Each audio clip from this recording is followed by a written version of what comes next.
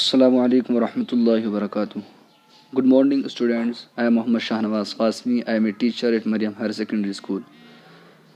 عزیز طلبہ، آج ہم لوگ 10ویں جماعت کی اردو کی نئی کتاب کا دوسرا سبق پڑھیں گے. چلیے ہم سبق کی اور چلتے ہیں. سبق نمبر 2، پریم چند. آج ہم لوگ پریم چند کے حالات زندگی اور ان کا مشہور ناول گودان کے بارے میں پڑھیں گے. چلیے ہم پڑھتے ہیں. پریم چند 1880 میں پیدا ہوئے اور سن 1936 میں وفات پا گئے. پریم چند کا اصلی نام دھنپت رائے تھا. وہ 31 جولائی 1880 کو بنارس سے 4 میل دور لمحی نام کے ایک چھوٹے سے گاؤں میں پیدا ہوئے. گھر کے لوگ انہیں پیار سے نواب یا نواب رائے کے نام سے پکارتے تھے. ان کے والد منشی عجائب لال ڈاک خانے میں ملازم تھے. ابتدائی تعلیم گاؤں میں ہوئی.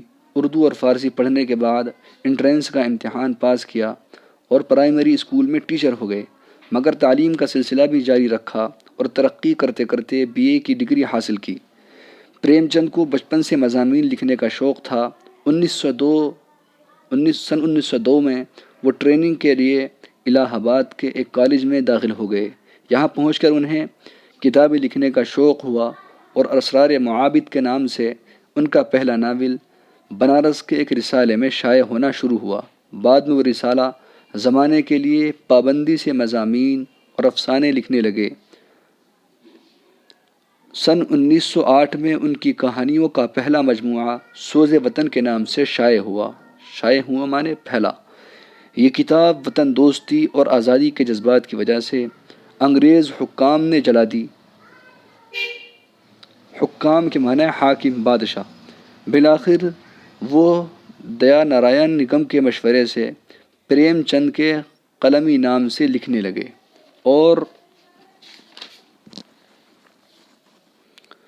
اور اسی نام سے اردو اور ہندی میں مشہور ہوئے.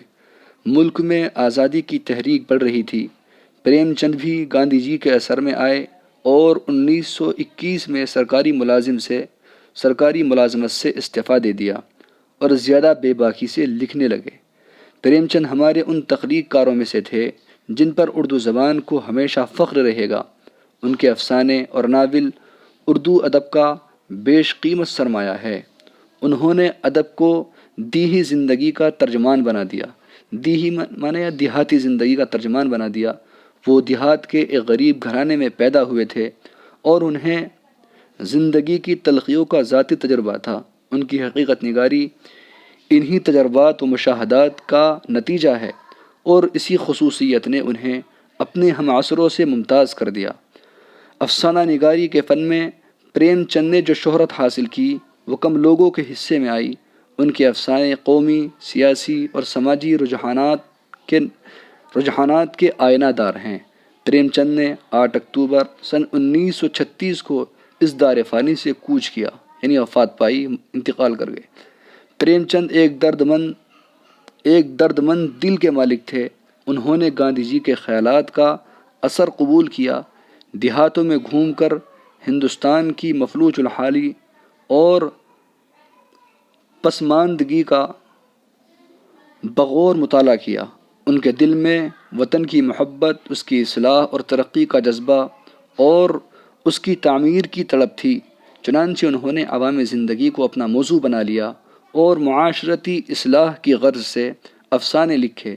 پرخلوص سچائی اور اصلیت پریم چند کے افسانوں کا جوہر ہے.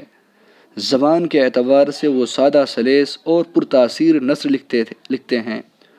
ان کے قلم سے نکلی ہوئی باتیں قاری یعنی پڑھنے والے کے دل و دماغ پر گہرا اثر ڈالتی ہیں.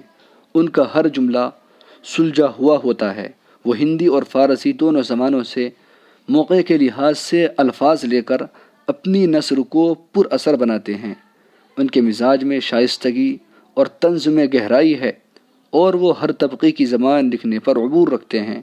ان کی زبان میں ہندی اور اردو کا فرق مٹ جاتا ہے. پریم چند نے ناول اور افسانوں کے علاوہ ڈرامے اور مضامین بھی لکھے. ان کے افسانوں کے نمائندہ مجموعہ ان کے افسانوں کے نمائندہ مجموعے پریم پچیسی، پریم چالیسی، زاد راہ اور واردات ہیں۔ ناولوں میں اگرچہ بازار حسن، گوشہ عافیت اور چوگان ہستی بھی مشہور ہوئے، لیکن جو شہرت گودان کے حصے میں آئی کسی دوسرے تصنیف کو نصیب نہ ہوئی۔ گودان ہر اعتبار سے ایک شاہکار ناول ہے۔ یہ ان کے انتقال کے بعد شائع ہوا یعنی پھیلا۔ گودان نہ صرف اردو اور ہندی کا شاہکار ناول ہے بلکہ اس کا شمار ہندوستان کے بہترین ناولوں میں کیا جاتا ہے۔ اس کا مرکزی کردار ہوری محض ایک کسان نہیں، یہ ہندوستانی اتحاد کی روح ہے۔ محنت و جفا کشی، اثار و قربانی اور خلوص و محبت کا مرقع یہاں گودان کے آخری باب کا اقتباس دیا جا رہا ہے، جس میں غریبی کی چکی میں پس کر ہوری کو مرتے ہوئے دکھایا گیا ہے۔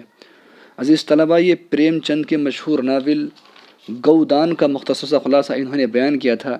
انشاءاللہ اگلی ویڈیو میں ہم گودان کو تفصیل سے بیان کریں گے۔ تب تک کے لیے آپ جو ہم نے ویڈیو میں ریڈنگ کی ہے اس کو غور سے سنیں اور اپنی ریڈنگ کی اصلاح کریں، اور جو الفاظ ان میں سمجھ میں نہ آئے اس کا معنی یا مطلب آپ ہم سے پوچھ سکتے ہیں۔ السلام علیکم۔